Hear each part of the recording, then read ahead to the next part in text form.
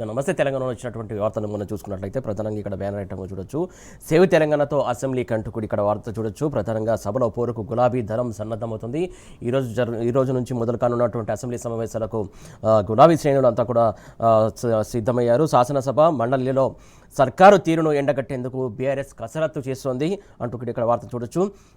సాధ్యమైనంత వేగంగా సమావేశాలు ముగించాలనే ఆలోచనతో ప్రభుత్వం ఉంది. అలాగే గోదావరి జలాలు మూసి సింగరేణిపై చర్చకు పట్టుపట్టనున్న ప్రధాన ప్రతిపక్షం ఏదైతే ఈ మధ్యకాలంలో చూసుకున్నట్లయితే గోదావరి జలాలకు సంబంధించి కావచ్చు, మూసి అంశం చాలా సీరియస్ ఇష్యూ, అలాగే సింగరేణి అంశం సంబంధించి కూడా ఏదైతే ప్రధాన ప్రతిపక్షమైనటువంటి బీఆర్ఎస్ ఖచ్చితంగా ఈ అంశాలకు సంబంధించి ప్రస్తావన తీసుకురావడానికి చర్చకు పట్టుబడడానికి సిద్ధమైనటువంటి అంశం. దానికి సంబంధించి ఇక్కడ వార్త చూడొచ్చు. రైతు భరోసా అలాగే మహిళలకు 2,500 పింఛన్లపై నిలదీసేందుకు అవుతుంది. అలాగే 20న రాష్ట్ర బడ్జెట్ ప్రవేశపెట్టనున్న బట్టి ఏదైతే ఈ నెల 20వ తారీఖున తెలంగాణ రాష్ట్ర అసెంబ్లీలో ఏదైతే బడ్జెట్ను కూడా ప్రవేశపెట్టనున్నారు దానికి సంబంధించి కూడా అంశానికి సంబంధించి క్లియర్ కట్ ఇక్కడ చూడొచ్చు వార్తను మనం. 30 లోపు ద్రవ్య వినిమయ బిల్లు పాసు, అలాగే ఈసారి డిప్యూటీ స్పీకర్ ఎన్నిక కూడా డౌటే. ఏదైతే ఇప్పటివరకు డిప్యూటీ స్పీకర్ని ఎన్నుకోలేదు, దానికి సంబంధించి కూడా ఎన్నుకుంటారని ఊహాగానాలు వచ్చినప్పటికీ కూడా ఆ ఎన్నిక కూడా డౌట్ అంటూ కూడా చూడొచ్చు. ఇక్కడ నేటి నుంచి అసెంబ్లీ ఉభయ సభలను ఉద్దేశించి ప్రసంగించనున్న గవర్నర్, అలాగే రాష్ట్ర శాసనసభకు తొలిసారి రానున్న శివప్రతాప్ శుక్లా అని కూడా వార్త చూడొచ్చు. ఇక్కడ లెఫ్ట్ సైడ్ ఇంకొక బ్యానర్ ఐటమ్ చూడొచ్చు మనం. ఏదైతే 1 ఎకరానికే భరోసా అంటూ కూడా మరొక వార్త చూడొచ్చు. ప్రధానంగా ఏదైతే రైతులు ఎలాంటి ఇబ్బందులు ఎదుర్కొంటున్నారో ఈ కాంగ్రెస్ సర్కారు టైంలో మనం నిత్యం చూస్తున్నాం. యాసంగి సీజన్ ముగింపునకు వచ్చినటువంటి రైతు భరోసా వేయకుండా కాలయాపన చేస్తున్నటువంటి కాంగ్రెస్ ప్రభుత్వ తీరుపై ఆగ్రహం వ్యక్తం చేస్తూ ఆదిలాబాద్ జిల్లా ఈచోడ మండలం ముక్రా గ్రామస్తులు ఆదివారం వినూత్న నిరసనకు దిగారు. ప్రస్తుత యాసంగిలో పండించినటువంటి ఏదైతే గోధుమ సంచలనం మీద మోకాళ్లపై నిలబడి పంట పెట్టుబడి సాయం ఇంకెప్పుడు ఇస్తారంటూ ప్రభుత్వాన్ని ప్రశ్నిస్తున్నటువంటి అంశం. వినూత్నంగా ఏదైతే వాళ్ళు పండించినటువంటి గోధుమ సంచులపైన మోకాళ్ళపైన నిలబడి మోకాళ్ళపైన కూర్చొని వాళ్ళు నిరసన వ్యక్తం చేస్తున్నారు. దానికి సంబంధించి క్లియర్ కట్ ఇక్కడ ఫోటో వార్త చూడొచ్చు మనం. ఏదైతే 22న తొలి విడత పంపిణీ అలాగే మిగతా ఎకరాలకు ఎప్పుడో అనేది ప్రశ్నార్థకంగా మనం చూడొచ్చు. ఇక్కడ ఏదైతే 3 వాయిదాలుగా రైతు భరోసా కొత్త విధానం తెచ్చినటువంటి కాంగ్రెస్ సర్కారు 20 రోజుల అనంతరమే 2వ విడత పంట పెట్టుబడి సాయం అలాగే ఏప్రిల్ నెలాఖరుకు పూర్తి చేస్తామంటూ ప్రభుత్వం కొత్త డెడ్లైన్ పెట్టింది. దానికి సంబంధించి ఇక్కడ వార్తను చూడొచ్చు మనం. రైతుల ఆగ్రహం, బీఆర్ఎస్ నిలదీతలతో తప్పని స్థితిలో నిర్ణయం తీసుకున్నారు. అలాగే అసెంబ్లీ సమావేశాల నేపథ్యంలో చర్చను డైవర్ట్ చేసే ప్రయత్నం కూడా అని చెప్పేసి చెప్తున్నటువంటి అంశం. యాసంగి రైతు భరోసా డిసెంబర్ నుంచి పలువార్లు వాయిదా వేశారు. ఎన్ని ఎకరాలకు ఎప్పుడు ఖాతాలో వేస్తారో కొరవడినటువంటి స్పష్టత ఏదైతే ఎన్ని ఎకరాలకు ఇస్తారు, ఎంత ఇస్తారు అనేది కూడా స్పష్టత లేదు. దానికి సంబంధించి ఇక్కడ వార్త చూడొచ్చు మనం. ఎకరానికి 7,500 ఇస్తానంటూ ఎన్నికల్లో హామీ ఇచ్చిన కాంగ్రెస్ సర్కారు ఇంతవరకు ఆ హామీని అమలు చేయకపోగా ఇస్తున్నటువంటి 6,000ను సకాలంలో పంపిణీ చేయలేక ఆపసోపాలు పడుతున్నది. నాట్లప్పుడు అందించాల్సినటువంటి పెట్టుబడి కోతల కాలానికి ఇవ్వలేకపోతున్నటువంటి అంశం. దానికి సంబంధించి క్లియర్ కట్గా ఇక్కడ వార్త చూడవచ్చు. ఇక మరిన్ని వార్తలు చూసుకున్నట్టయితే ఇక్కడ ఏదైతే ధరల మోత సబ్సిడీ మేత అంటూ కూడా మరొక వార్త చూడొచ్చు. వ్యవసాయ యాంత్రీకరణ పథకంలో అక్రమాలంటూ కూడా ఇక్కడ వార్త చూడొచ్చు.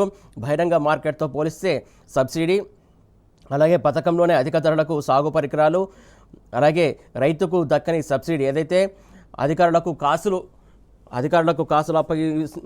అప్పగిస్తున్నటువంటి పైన అలాగే రైతులకు సబ్సిడీ మాత్రం లేదనేది ఇక్కడ వార్తను బట్టి మనం అర్థం చేసుకోవచ్చు. కంపెనీల ప్రతినిధులతో కుమ్మక్కై అవినీతికి కొమ్ము కాస్తున్నటువంటి అంశం, అవినీతికి తెరలేపుతున్నటువంటి అంశం. దానికి సంబంధించి కమిషన్లు దండుకుంటున్నటువంటి యంత్రాంగం ఏదే అధికార యంత్రాంగం మొత్తం కమిషన్ల మీదనే ధ్యాస ఉంది అనేది దీన్ని బట్టి వార్తను బట్టి మనం అర్థం చేసుకోవచ్చు. ప్రధానంగా సాగు యంత్రాల రేట్లలో వ్యత్యాసం ఎంత ఉన్నది అనేది కూడా ఇక్కడ గ్రాఫ్తో పాటు ప్రచురించినటువంటి అంశం. దానికి సంబంధించి క్లియర్గా చూడొచ్చు. రోటోవేటర్ 1.20 లక్షలు అలాగే 1.4 లక్షలు, స్ట్రాబేలరు ఇలా ఎంత వ్యత్యాసం ఉంది ఏంటనేది కూడా ఇక్కడ వార్తను బట్టి చూడొచ్చు. ఇక మరొక వార్త చూసుకున్నట్లయితే గ్యాస్ గోస్ అంటూ కూడా మరొక వార్త చూస్తున్నాం.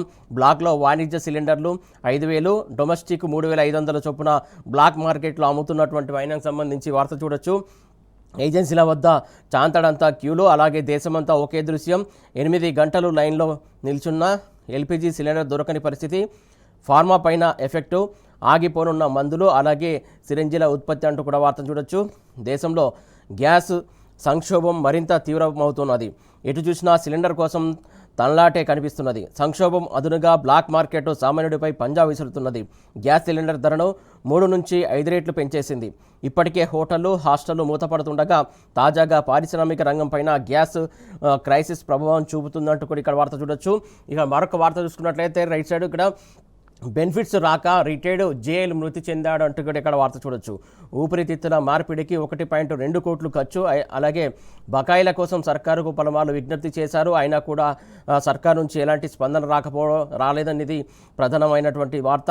అయినా స్పందించిన కాంగ్రెస్ సర్కారు అలాగే బెనిఫిట్స్ పైన బెంగతోనే కన్ను మూశారంటూ కూడా కుటుంబ సభ్యులు చెబుతున్నటువంటి అంశం. ఏదైతే ఖమ్మం జిల్లాలో ఈ ఘటన చోటు చేసుకుంది. ఖమ్మం జిల్లాలో నివాసం ఉంటున్నటువంటి శ్రీధర్ స్థానిక సాంఘిక సంక్షేమ గురుకుల కళాశాలలో ఇంగ్లీష్ లెక్చరర్గా పనిచేసి 2024 నవంబర్ 30న రిటైర్డ్ అయ్యారు. దానికి సంబంధించి అనారోగ్య కారణాలతో ఆయన మరణించినటువంటి పరిస్థితి కనబడుతుందని చెప్తున్నటువంటి అంశం. దానికి సంబంధించి ఇక్కడ క్లియర్ కట్గా మనం వార్త చూడొచ్చు. ఇక్కడ మరొక వార్త చూసుకున్నట్లయితే ఆర్టీసీలో డ్రైవర్ శ్రామిక నియామకాలకు బ్రేకు. అలాగే ఇటు లెఫ్ట్ సైడ్ చూసుకున్నట్లయితే 5 రాష్ట్రాల ఎన్నికలకు మోగిన నగర్ అంటూ కూడా మరొక వార్త చూడొచ్చు. కేరళ, అస్సాం, పుదుచ్చేరికి ఏప్రిల్ 9న అలాగే తమిళనాడుకు 23న ఒకే దశలో పోలింగ్ జరగనున్నది. బెంగాల్లో 2 విడతల్లో అసెంబ్లీ ఎన్నికలు. అలాగే మే 4న అన్ని రాష్ట్రాల ఫలితాలు ప్రకటన ఉండొచ్చు. దానికి సంబంధించి వార్త చూడొచ్చు. కేంద్ర ఎన్నికల సంఘం షెడ్యూల్ విడుదల చేసింది. ఎన్నికల షెడ్యూల్ ఇది. ఏదైతే మొత్తం రాష్ట్రం అలాగే యూటీ సీట్లకు సంబంధించి క్లియర్గా అక్కడ వార్త చూడొచ్చు. మరొక వార్త చూసుకున్నట్లయితే ఇక్కడ ఇంపార్టెంట్ వార్త చూడొచ్చు. ఏదైతే కేసీఆర్ సంకల్పంతోనే సాకారం జరిగినటువంటి అంశం. దానికి సంబంధించి ఇక్కడ చూడొచ్చు. నర్మెటలో ప్రారంభానికి సిద్ధమైనటువంటి ఆయిల్ ఫామ్ ఫ్యాక్టరీ. ఏదైతే ఆయిల్ ఫామ్ ఫ్యాక్టరీ కేసీఆర్ సంకల్పంతో సాకారమైంది. దానికి సంబంధించి ఇక్కడ వార్త చూడొచ్చు. సిద్దిపేట జిల్లా నర్మెటలో ప్రారంభానికి సిద్ధమైన ఆయిల్ ఫామ్ పరిశ్రమ అంటూ కూడా ఇక్కడ వార్త చూడొచ్చు. క్లియర్ కట్గా మనం మొత్తానికి 62 ఎకరాల్లో అలాగే 62 ఎకరాల్లో మలేషియా టెక్నాలజీతో నిర్మాణం జరిగింది. అలాగే 300 కోట్లు ఖర్చు చేసినటువంటి బీఆర్ఎస్ సర్కార్ టైంలోనే ఈ ప్రాజెక్టుకు 300 కోట్లు ఖర్చు పెట్టింది. దానికి సంబంధించి ఇక్కడ వార్త చూడొచ్చు. హరీష్ పర్యవేక్షణలో వేగంగా పూర్తయిన ఫ్యాక్టరీ అంటూ కూడా ఇక్కడ వార్త చూడొచ్చు. రాష్ట్రంలో 2.91 లక్షల ఎకరాల్లో పామాయిల్ సాగు జరిగింది. అలాగే ఈ నెల 22న ప్రారంభించనున్న ముఖ్యమంత్రి రేవంత్ రెడ్డి అదే రోజు 40 కోట్లతో రిఫైనరీ మిల్లుకు శంకుస్థాపన కూడా జరుగుతుంది అంటూ కూడా ఇక్కడ వార్త చూడొచ్చు.